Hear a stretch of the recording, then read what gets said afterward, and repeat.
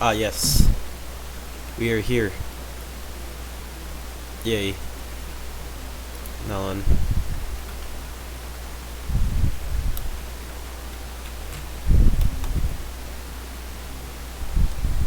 Okay.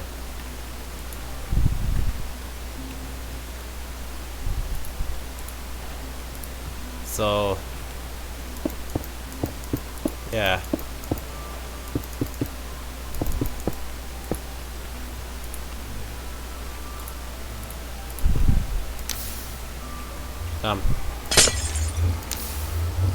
It doesn't usually make that sound. Is that a bug or a feature?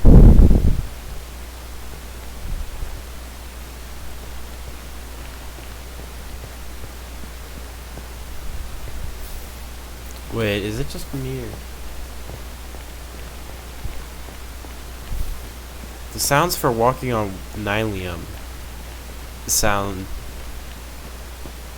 like it's a harder material than the netherrack.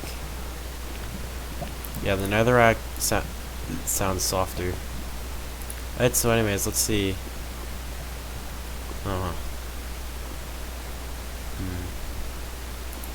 Any new items going into the snapshot blind, because it's an even numbered one. That's how I decided to do this for 1.16. I don't know why.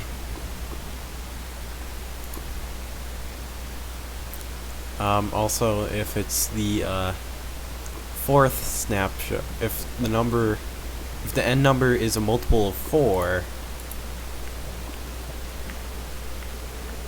you know, then I can watch a video after trying to figure out some stuff that's new. Let's see. Does this have a use yet? Hold on. First of all,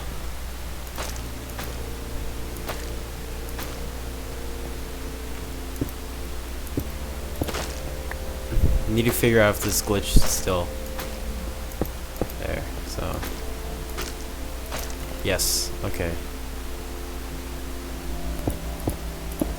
Second of all,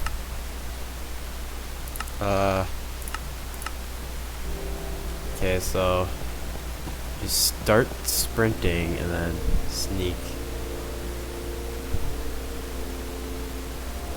Yeah, you could sneak sprint.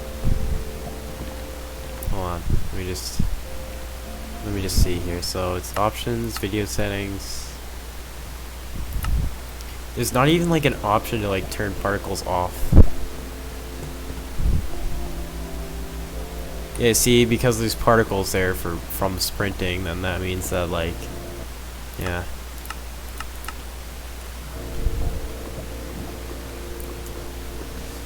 So let's see, any new advancements?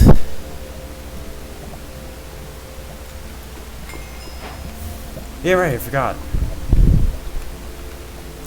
These two tables do not have uses.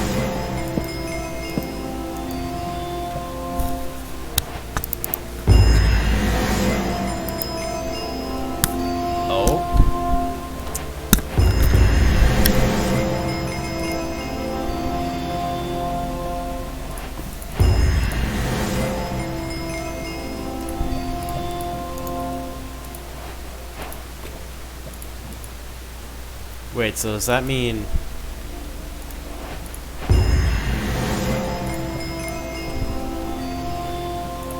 Oh, let's see.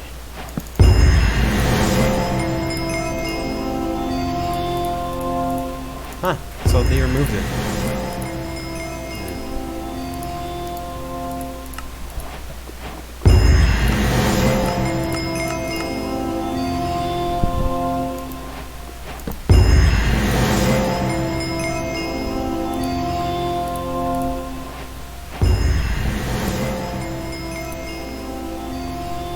This means that now the Fletcher table is the only 1.14 block that still doesn't have a use. I know, let's see, is there any new advancements? Except for the target one. Found that on the last snapshot. But why not for slime blocks?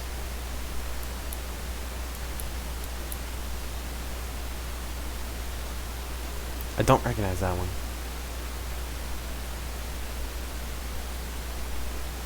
Successfully defend a village from a raid. In order for villages to get raided, you need a specific effect which you can only get by killing a pillager with a banner on its head. And with this effect, a raid will instantly start, meaning that you cause raids. Or other players do. Wait, what was that one? So this is still called the parrots and the bats. But why not include bees? Why not rename it? Okay, so is it just me or does this look a bit more red? Has that red always been there on the? You see, like, hold on. You see, like, over there, red. Has that always been there? Huh. Strange, isn't it? Let's see. Item frames. Yeah.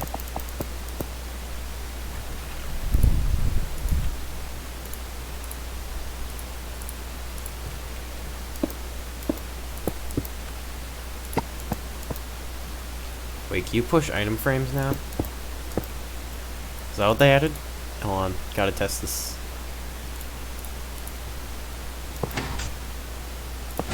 No.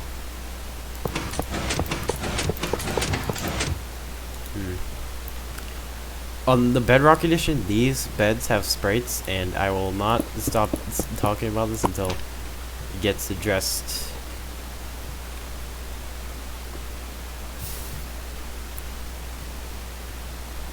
Now let's see.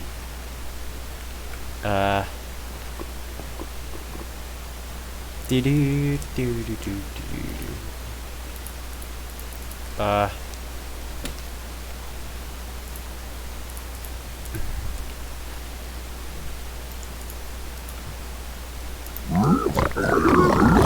there any new items for trading?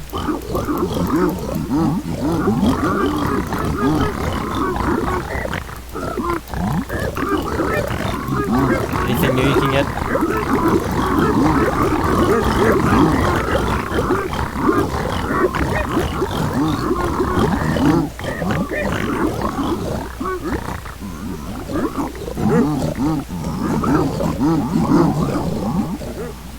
You know what? Oh, 5 gold left still. There.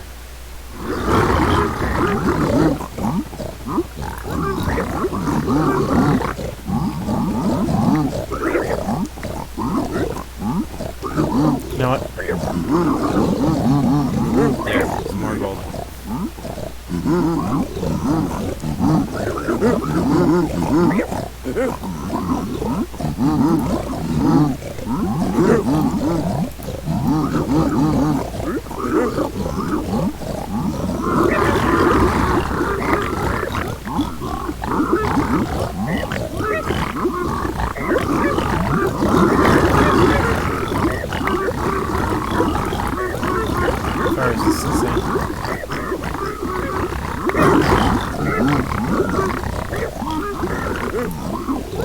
Doesn't seem like there's anything though.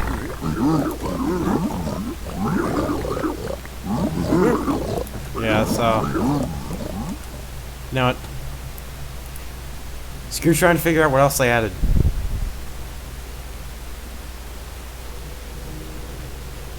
Decided that if I have no idea what they added, just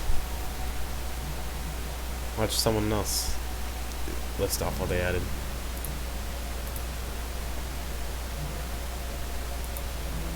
A diagonally placed piston in Minecraft. Who would have ever thought this day would come? It's not quite what it seems, my friends. No, it is not possible to place diagonal pistons. Now, I was inspired to have a little bit of fun based on this tweet from one of the Minecraft developers, BarTechBok. And although I couldn't recreate it the same way, I believe this is possible thanks to a new feature of item frames. So I don't have the magic or the know-how to make a fully sized piston appear in front of this, but there is actually an item frame there, it's now just invisible thanks to a couple of tags that can be added to the item frame. So using the data entity merge command, we can target this item frame, and its UUID is this long string of numbers right here. And at the end, we add this tag invisible 1p. First of all, let's put an item inside of it, and then when we do this, we simply make the item frame invisible. On the other side, we have an additional tag called fixed. This will prevent the player from being able to break it or take the item out of it. So we're going to target that same item frame, and I'm going to switch into survival mode. Yeah, I just have a feeling if I do this in creative, I'll be able to break it. So I'm going to punch. Can't do that, can't take the item out of it. I can rotate it though, so you can interact with redstone that way, which is kind of cool. And those are a couple of technical possibilities added in this snapshot. Do you know what I'm thinking? A Vanilla Tweaks data pack. Imagine being able to use these features in survival Minecraft. I think that could be a great idea. So welcome back to another Minecraft update video. It is snapshot 20w10A, and I apologise for getting a little carried away, one of the technical features at the beginning there. Let's get into this. Also, if you want to know why I'm a bee, stick around, I'll explain it. Wait a minute. That?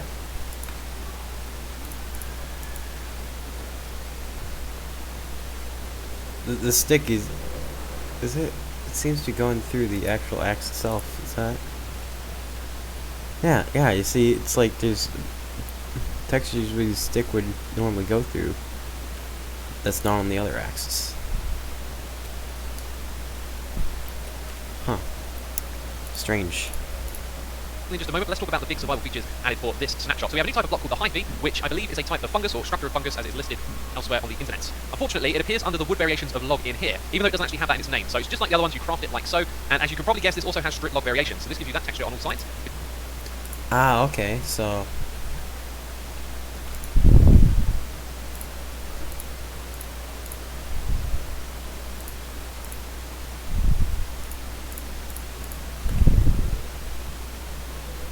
So there's these now. I can tell if a block is fireproof or not. Take a flint and steel. Light the side of it. You see, that block's fireproof. However, if you get regular bit of wood here, place it down. Click. Damn it! Wasn't selecting. I would intend to have the flint and steel selected. You see? It starts to burn. So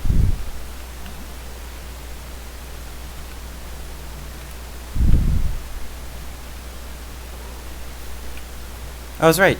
This is called Soulfire.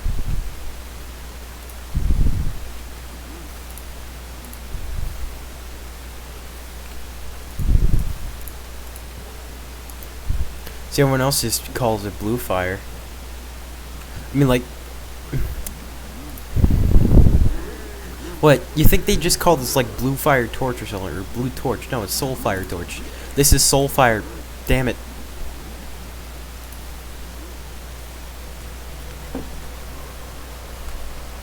See, it's Soul Fire, you know. See, I guessed what it was called correctly before I even knew the official name of it. You know. And let's see. Which is pretty cool, and then you can right click with an axe to strip it like so. So those are 2 new or 4 new blocks actually in total added in this one. And then over here we have the ability to use the smithing table. This is its interface, which I've got to say, I think it's a little bit too plain and lackluster. I think it needs a bit of jazz in here, and maybe there should be something else going on. Feels very, very straightforward. But if you remember, this is how you make netherite armor or weapons, but you can no longer do that in a crafting table. Now the actual netherite itself can still be crafted in here. I clicked on the wrong thing. There you go, gold and netherite scrap is made in a crafting table, and then over here you upgrade your tools like so. Well, we can do it that way around. No, put it in the wrong slot. And there you go, that is the way in which you're now going to be able to make your netherite tools. So why am I a bee? It's because Hermitcraft Season 7 has begun, and I am working with the bee. So if you've never watched Hermitcraft before, you have to. Thank you ever so much. So next up it says that the netherite item textures have been updated, so I put all of the netherite item types in here and pop. Yes, I knew it looked more red. Pickaxe hasn't really changed from what I can see. Actually, no way, the shade of red is different. Ish, I guess. Probably with some fancy video editing, you're looking at a comparison. So the top will be the previous textures and the bottom will be the new textures. Another change to these items, they don't make the burning sound when they're in lava now. And see, they don't also have a burning animation either. Oh, and is it me, or do they move through the lava a lot faster now? Yeah, look, the movement speed has surely been changed. And in this snapshot, the hose have received some love. Some new features, nothing terribly exciting, but let's jump into it. First of all, you're going to be able to enchant your hose now, and you'll be able to put enchantments on them in survival. You can get Unbreaking, Efficiency, Fortune, Silk Touch, and you can also put Mending on using an anvil. So you'll be able to enchant them in a enchanting table just like this, fantastic. And things like Efficiency and the type of hoe that you have will now affect the breaking speeds of these blocks as well. For that though, we need survival. There we go, and so wood breaks slower than stone, and iron's a little bit faster, and this one's got an enchantment on it. And so now they break faster based on what type. They're also now compatible with the hay bale as well, as you'll see here. This is now the tool to use for mining hay bales. And over here I was going to put some floaty books inside of invisible item frames saying what types of enchantment you can put on, but I discovered a snapshot bug. You can't click up here and rename whatever it is you're doing, but just in case you wondered, you can in fact use this to add enchantments, like mending, for example. Now given that both Silk Touch and Fortune were added to the hoe here, I think we might see some more changes in the future, and perhaps some more blocks, perhaps the kelp block could be added. Wait, you can't rename items?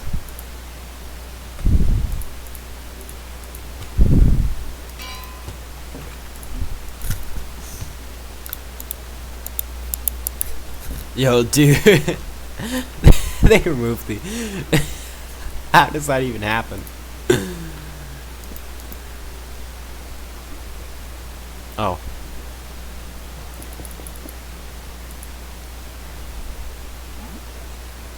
Do you know anything with the kelp block? The dried kelp block? Wait, the fire hitbox. Is it meant to be this small? Dried kelp burns? Okay. Good to know. So, is that a bug or a feature?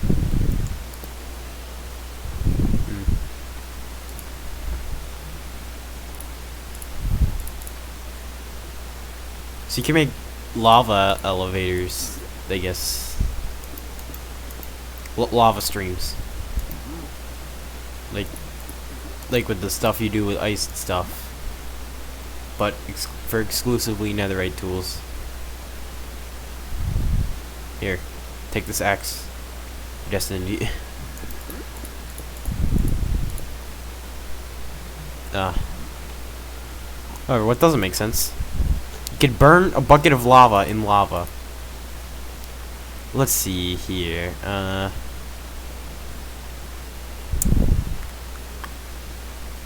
yes. This fireproof mushroom. You can burn it in lava. It's TNT. Burn in lava. Target, burn in lava. That makes sense. No new types of boats. So it would be great to have a fireproof boat made of like the new wood or someone, you know. Let's see here.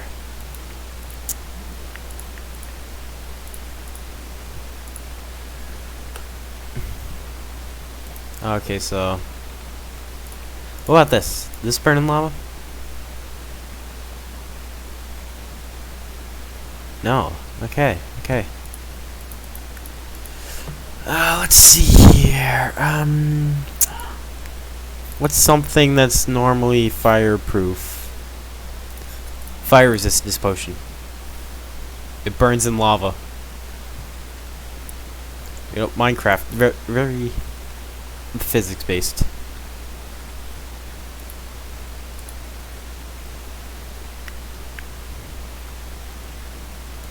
So now let's see here. So do.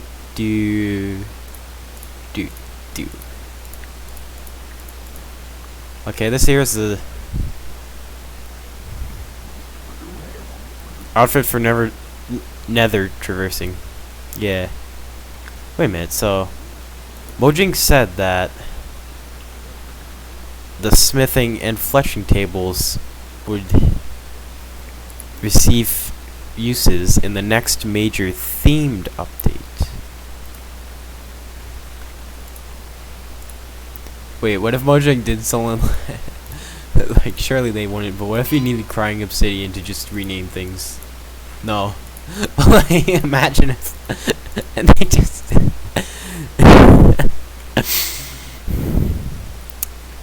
hold on.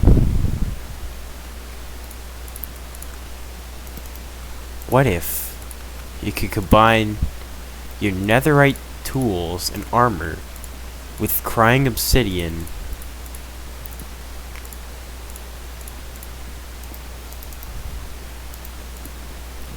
to like boost their power or something, you know, like temporarily make them get purple, like not give off purple, but also wait a minute. So if I just like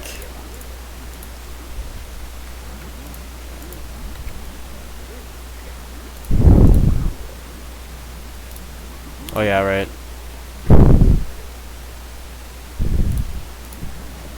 Oh, okay.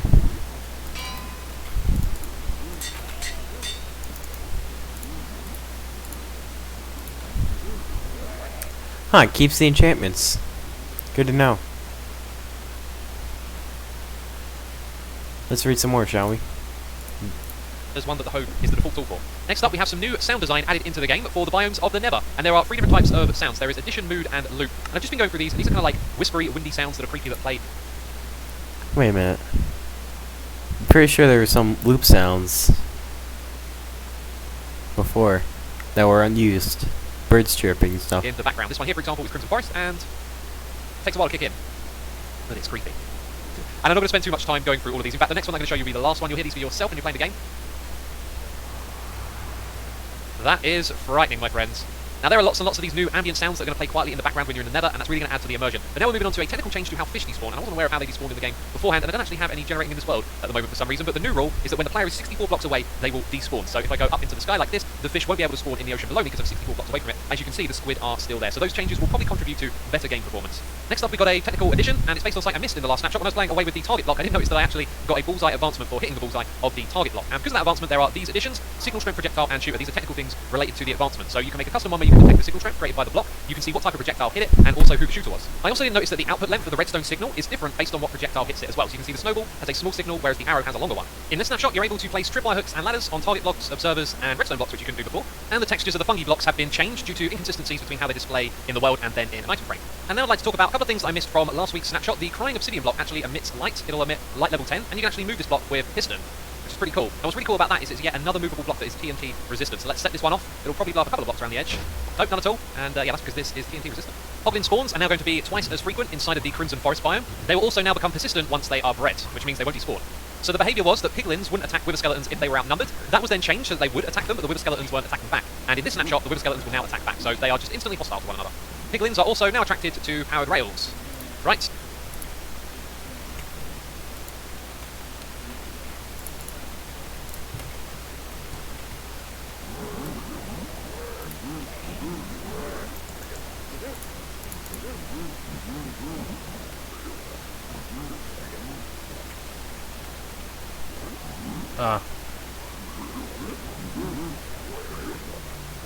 Y'all gonna get these?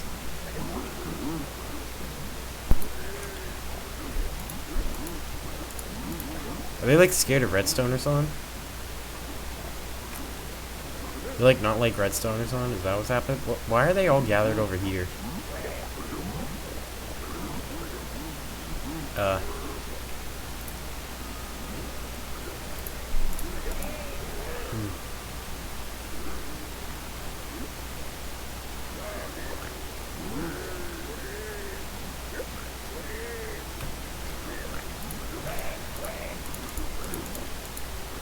They just have a fear of redstone.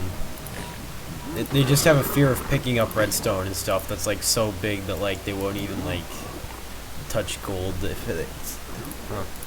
Well, let's see. Or maybe not. It says this one's been fixed, but doesn't look like it. And another piglin-related fix for this snapshot, you're able to attack baby piglins, and then it wouldn't cause the adults to become aggressive at the player. So if you attack a baby now, the adults will become aggressive. Also, if you've ever seen floating fossil structures, there is a bug fix saying this will no longer occur. I've also noticed when flying around in spectator mode that these love to kind of generate inside the terrain. If we go up inside of it here, you can see that there are these cool little fossil rooms. I actually really like the way this generates. There's also quite a few bug fixes related to structure files for how villagers generate some blocks that are inconsistent and things that don't quite look right, so your villages should generate a little nicer in 1.16. There are also some bug fixes related to dolphins. So if you have a boat nearby, this can cause the dolphins to swim really fast. This is labelled as a bug, but it should be fixed. If you also attack a dolphin, which means you angered it, it would then still be able to give you the dolphin's grace effect. So an angry dolphin will no longer give you that effect. And so that, my friends, is the best of the bug fixes, the ones I think are most valuable for you to know.